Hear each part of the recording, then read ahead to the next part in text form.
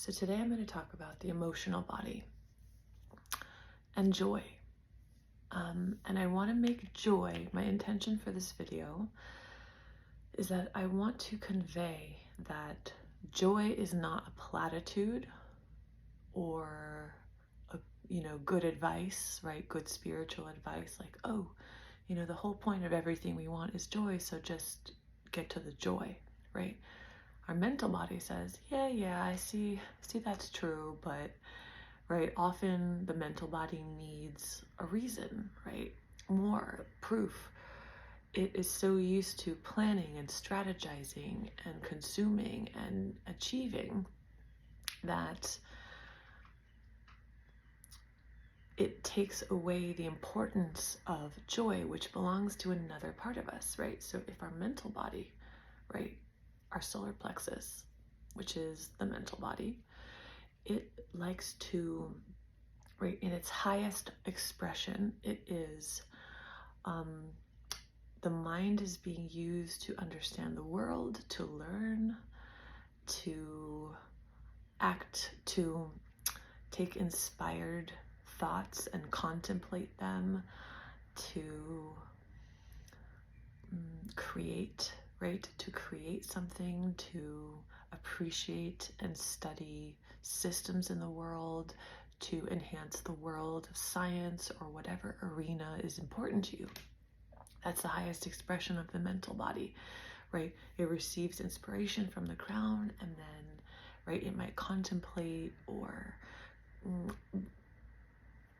create, right? Start to put together concepts mentally to create something new, to express into the world, which is the throat. So, but let's talk about the emotional body, right? The second chakra. And I like this one because it looks kind of like a little puppy or something. So the emotional chakra, the second chakra, it literally needs joy. Joy, play, beauty, right? Bubble baths, fabric, colors, music, playfulness, playing with animals, playing with children, creating art, creating whatever, creating a garden, creating beauty, joy, laughter, right? It's the feeling body. If you think of it literally as a character, that's a part of you, right? In its highest expression, it's joyful, it's creating, it's playing with others. It's just really happy to be here, to feel its connection with the world, with others. It loves to explore the banquet of form, right? It's the feeling, oh, what beautiful colors. Oh my God, what a beautiful bubble bath. What beautiful aromas, right? If you think about, and this is particularly pertaining to American people, Americans who are, very much driven by this achiever energy. Think about the French or the Italian or the movie Eat, Pray, Love, right? When she goes to Italy and she starts to feed herself, finally, I'm eating for joy. I'm not eating to control my body. I'm eating because I'm hungry and because I love food and because this is really good food. And I'm learning a language, which is a higher expression of the mental, learning Italian, making friends, taking care of my friends, making meals for my friends, right? The feeling, the joy, the nurturing. This chakra needs to be nurtured by life. It needs to feel like it's connected, which is the heart, but it needs to feel enjoyment, enrichment, pleasure. It needs to feel nourished by life. So touch is very important, right? A lot of people that are in this achiever energy, you stay too much in your head, you forget how important self-massage, hugging, it's really useful to think of these chakras as characters, because if you ask them what do they really need, right? Your root chakra, your presence needs authenticity.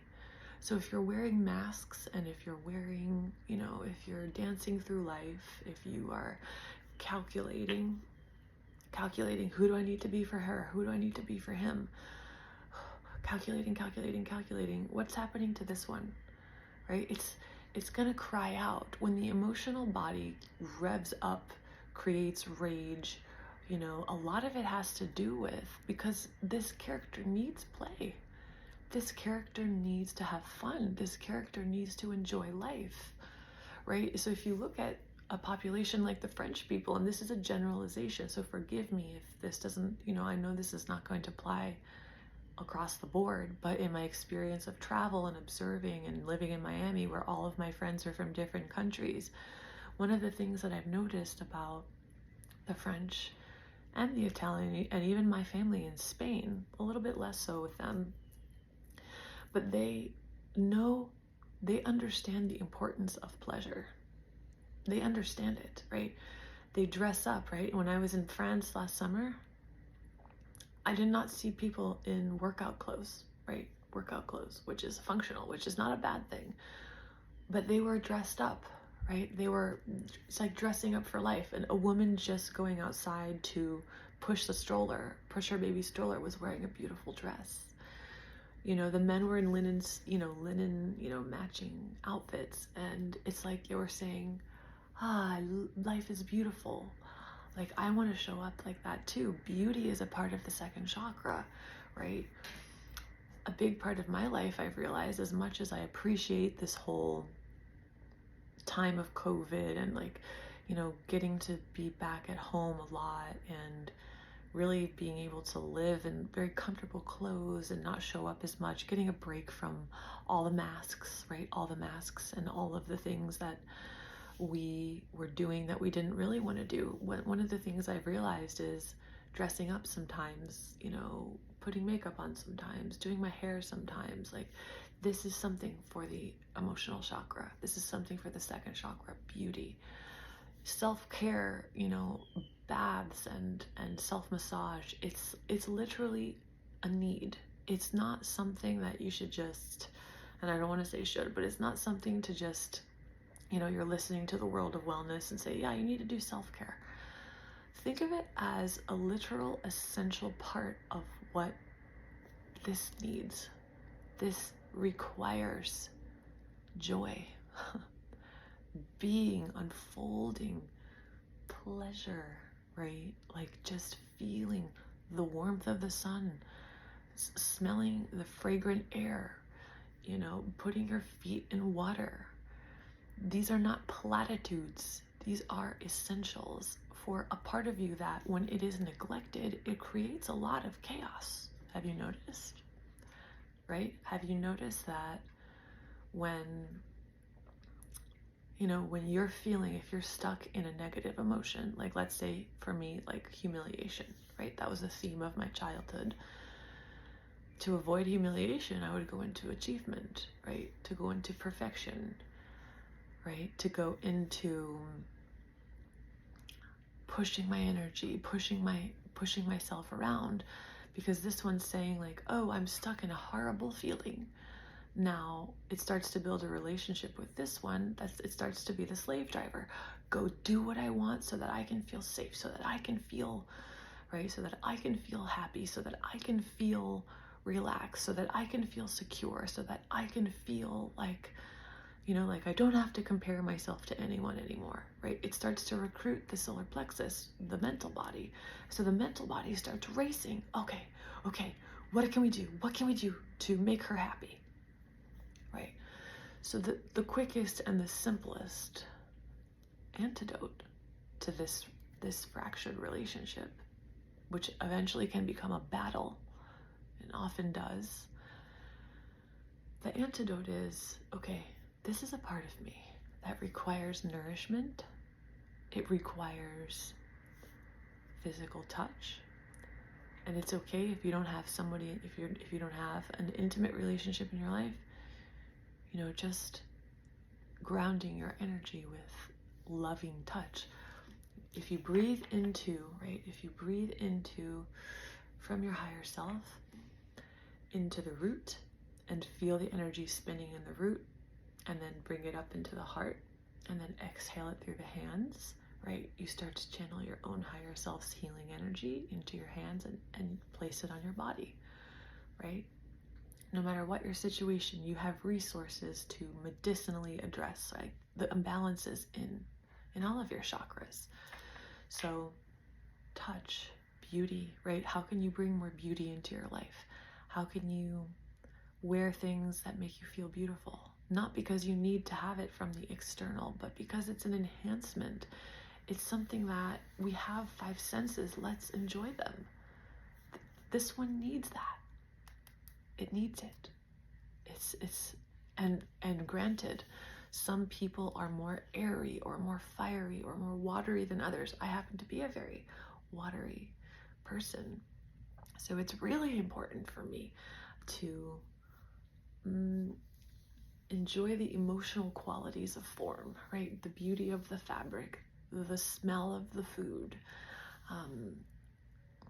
But think of this as a character. Think of it as a character that has needs. In order for it to express its highest octave, it has to experience pleasure, touch, beauty, play, joy. So give yourself permission. Realize, like, if I'm actually giving this part of me the highest medicine for it, that will create magic in your life. Because it's not about, manifesting and creating. It's not about, trying hard or doing something so out of the ordinary. It's about aligning your energy so that it's all in a healthy place. When your energy is authentic, when your presence is authentic, right? So you're not putting a million masks on, calculating and manipulating and planning about who you have to be for people. When you let go of the need to be anything for anyone and deeply accept the uniqueness of you, that's the medicine for the root, right? That makes the root chakra, it creates a feeling of safety to be able for the energy of spirit to connect with the earth, right? Feeling your physical body, creating a loving relationship with the earth itself, even if it's at first just through visualization. If you live in a city, right? If you lay on the floor and let yourself fall into the middle of the earth and feel it holding you. And if it doesn't want to hold you, if you feel threatened by it, you want to address that, because that perception that the earth is a threat to me, that is what prevents energy from really fully entering the first chakra. The second chakra, like I've been saying, beauty, play, cuddles, hugs, affection, appreciation. Think of appreciation not as really even a spiritual practice, but take an inventory in your life. Like, what do I really appreciate? Because the way that we become the highest version of ourselves, we become, right, what we deeply appreciate. That's where you're headed. Like, if you're wondering, what's my purpose? Like, what's the highest expression of me? What would I love doing more than anything? What do you love more than anything? What do you appreciate and admire in the world, in others more than anything? Focus on that. Focus on that. Pour your heart into it. Pour your attention into it. Tune into that. Do not tune into, right, in many cases, social media. Not saying that's all bad.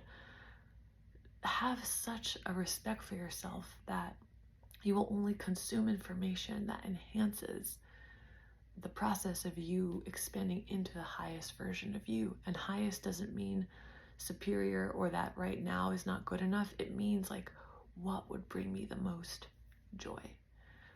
Look at what you admire the most in the world, right? I love channeled systems. I love people who have created formulas and systems that help people. I love even the process of channeling itself. I love people who can help others with levity, with humor, with stories. I love I love people who, I love observing people in their element. It brings me such a nourishing feeling, no matter what it looks like in the world. When someone's in their element, like, wow, I love that. I love it. So I'm just like, I'm always focusing on those things. And what is uniquely me is just playing out in such a beautiful, meaningful, I love being a psychonaut. I love understanding the psyche. I love maps of consciousness. And so that's by putting so much attention on what I love, right? Then my mental body gets to express in a higher octave. Okay, this one's taken care of. She's doing what she loves. So the mental body now is free to assimilate and create. Like, I'm studying all of these systems and all these things I love. Maybe I could make my own version of it. Maybe I could express it. When there's a block in the throat chakra, right, the throat is expressing the other chakras. So it's like, if you have trouble expressing, if you have, if you stutter, if you express very angrily, if you explode and then retract, which of those chakras is it expressing? Right? Ask yourself. Because if you're expressing in rage, like if you blow up at people, go to this one.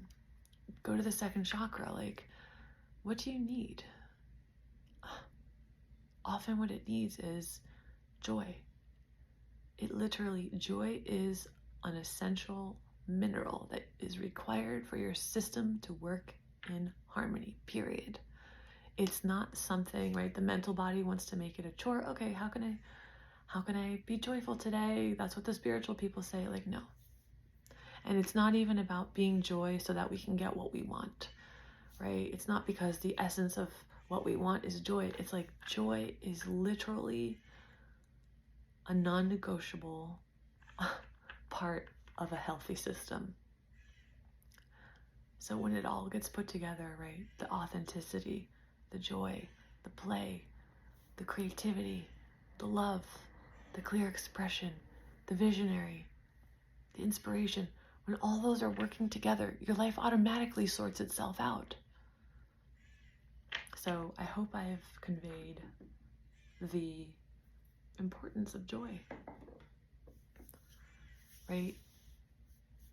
Even if you feel you're here to do work, even the great work, right, of alchemy,